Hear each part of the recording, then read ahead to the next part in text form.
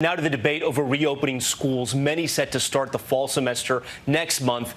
But is it safe as the pandemic rages? The CDC saying full classes and no distancing pose the highest risk, but President Trump is insisting students must be inside those buildings in the fall. Here's ABC's Trevor Ault.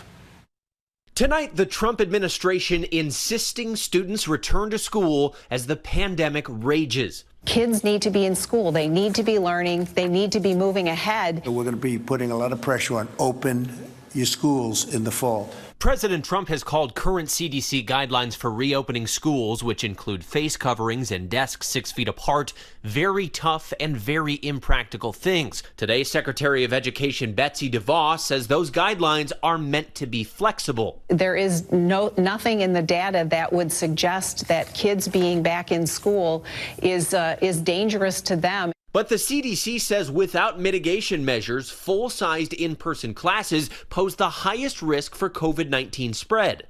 Some parents say with extensive precautions in place, in-person instruction could be a huge relief and essential to their children's learning. Without that motivation piece, in their minds, they have no reason to do school. And that's true for a lot of kids. Still, Virginia mother Catherine Smart warns how quickly the virus can spread through families. I hear a lot of talk about how young people aren't really good vectors of the virus. Well, my family is one giant data point. The high school teacher says her entire family was sick for a month after her 19-year-old son brought it home. I think to put kids and teachers back into that environment is terrifying, especially since we might be able to rotate students, but we can't rotate faculty. In Gila County, Arizona, Kimberly Bird, a beloved teacher of 30 years, died from the virus after catching it while teaching an online course in the same room as 2 other teachers. Their school said they followed every protocol and still were struck by the virus. Today, Secretary DeVos was pressed and gave no guidance as to what schools should do in case of an outbreak. Where there are little flare-ups or hot spots, that can be dealt with on a school-by-school or a case-by-case basis. Trevor Ault joins us now from New York. And Trevor, tonight the Trump administration has said new CDC guidelines for reopening schools could come this week.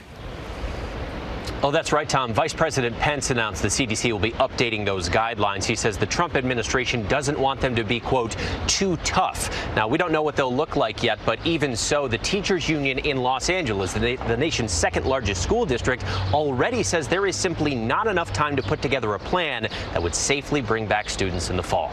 Tom. Trevor Ault with that update tonight. All right, Trevor, thank you.